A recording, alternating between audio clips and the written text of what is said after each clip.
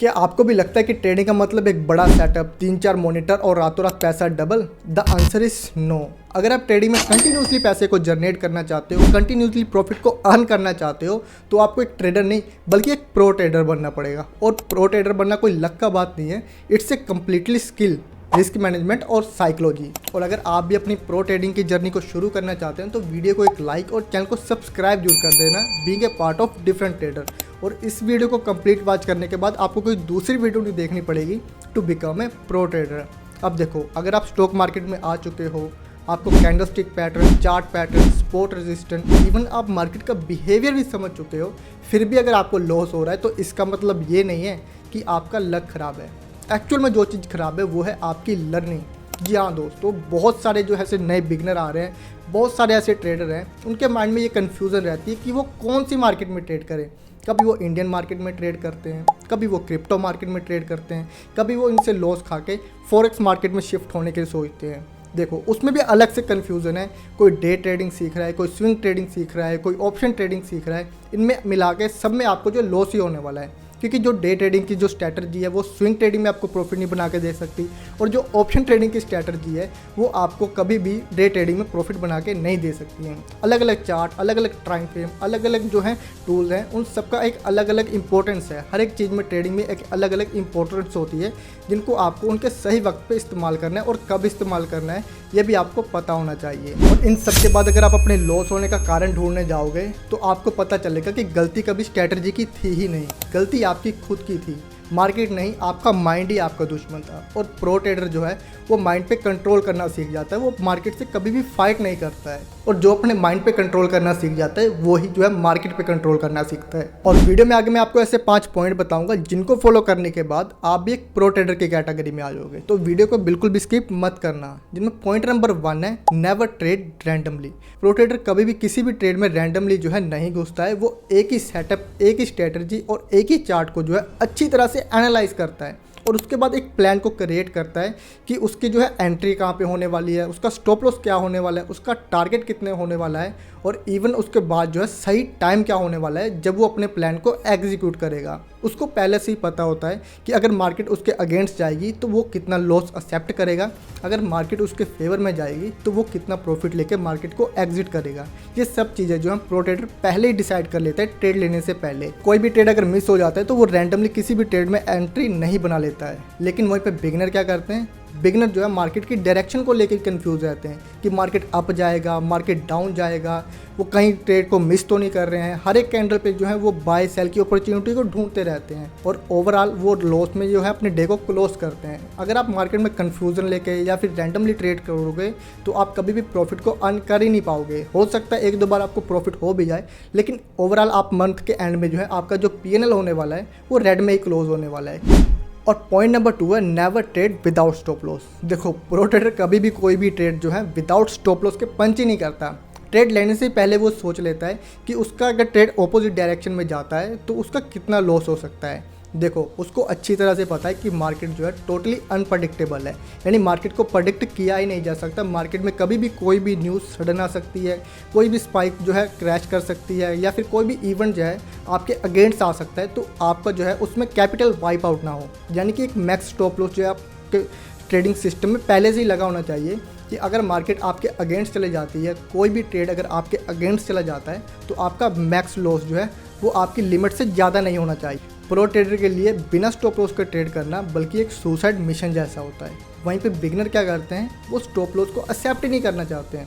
उनको लगता है कि मार्केट सिर्फ उन्हीं का स्टॉप लॉस खाएगा और उसके बाद पूरा टारगेट दे देगा। देखो, ऐसा आपको बिल्कुल भी नहीं करना है। अगर आप बिना स्टॉप लॉस के ट्रेड करोगे तो आप मार्केट को एक इन्विटेशन देते हो कि वो आपका अकाउंट को कभी भी खाली कर जाए, आपके कैपिटल को पूरी तरह से वाइप आउट कर सके, अगर आप बिना स्टॉप लॉस के ट्रेडिंग करते हो। पॉइंट नंबर 3 है, नेवर ओवर ट्रेड और रिवेंज ट्रेडिंग। ये देखो, सबसे बड़ी गलती मार्केट में लोग यही करते हैं, वो ओवर ट्रेडिंग या फिर रिवेंज ट्रेडिंग का शिकार हो जाते हैं। जितने भी ज़्यादा अकाउंट वाइप आउट हुए हैं, जितने भी लोगों ने ट्रेडिंग में लॉस किया है, वो ओवर ट्रेडिंग या फिर रिवेंज ट्रेडिंग की वजह से किया है। दरअसल ऐसा होता क्या है कि एक ट्रेड में लॉस होने के बाद आपके ब्रेन पे जो है वो पैसे का प्रेशर बिल्डअप होने शुरू हो जाता है। अगर आपके माइंड में पैसों का प्रेशर होगा तो आप कभी भी डिसिप्लिन को जो है एक अच्छी तरह से अपने रूल को फॉलो कर ही नहीं पाओगे, और डेफिनेटली इन सब का नतीजा ये होगा कि आप और ज़्यादा लॉस कर लोगे। इसलिए प्रो ट्रेडर कभी भी ऐसा नहीं करता। उसको पता है कि मार्केट आज भी खुलेगा, मार्केट कल भी खुलेगा, मार्केट में आज भी अपॉर्चुनिटी है, मार्केट में कल भी अपॉर्चुनिटी होगी, लेकिन आप उसका बेनिफिट तभी उठा पाओगे जब आपके अकाउंट में कैपिटल होगी। आप रिवाइज ट्रेडिंग या फिर ओवर ट्रेडिंग इसलिए नहीं करते कि आपको अपनी कैपिटल को दोबारा से जो है रिकवर कर लेना है, अपने लॉस को प्रॉफिट में कन्वर्ट कर लेना है। दरअसल आप अपने ईगो को रिकवर करना चाहते हो। आपका ईगो जो है आपको ये बात एक्सेप्ट करने के लिए रिलायबल ही नहीं है कि आपको मार्केट से लॉस हो चुका है या फिर मार्केट ने आपके अकाउंट को खाली कर दिया है। जहाँ पर आपका ईगो आ जाता है तो वहाँ पर रूल फॉलो करना आपके लिए थोड़ी सी डिफ़िकल्ट कंडीशन हो जाती है। तो इसलिए प्रो ट्रेडर के रूल को आपको फॉलो करना है, कभी भी ओवर ट्रेडिंग या फिर रिवेंज ट्रेडिंग की तरफ आपको नहीं जाना है। ये बहुत बड़ी बीमारी है जो बहुत सारे बिगनर को लग जाती है और वो कभी भी ट्रेडिंग में प्रॉफिटेबल ट्रेडर बन ही नहीं पाते। पॉइंट नंबर 4 है रिस्क मैनेजमेंट। अब देखो, अगर आप अपनी छोटी कैपिटल को या फिर स्मॉल अकाउंट को बड़े अकाउंट में कन्वर्ट करना चाहते हो तो आपको रिस्क मैनेजमेंट को फॉलो करना पड़ेगा। प्रो ट्रेडर कभी भी जो है प्रॉफिट होने के बाद ओवर कॉन्फिडेंस नहीं होता और लॉस होने के बाद इमोशनल नहीं होता। वो हमेशा रिस्क मैनेजमेंट को फॉलो करता है और धीरे धीरे अपने छोटे अकाउंट को बड़े अकाउंट तक लेके जाता है। लेकिन बिगनर क्या करते हैं, वो धीरे धीरे 1-2 दिन या फिर किसी भी तरीके से प्रॉफिट तो जनरेट कर लेते हैं, इवन कि पूरे वीक में जो है वो अच्छा खासा प्रॉफिट बना भी लेते हैं। लेकिन जैसे ही वीक का लास्ट डे आता है, एक छोटे लॉस हो जाने के बाद वो पूरे वीक का यानी अपने पूरे मंथ का भी प्रॉफिट जो है वो एक दिन में लॉस कर जाते हैं। इन सब का कारण है बैड रिस्क मैनेजमेंट।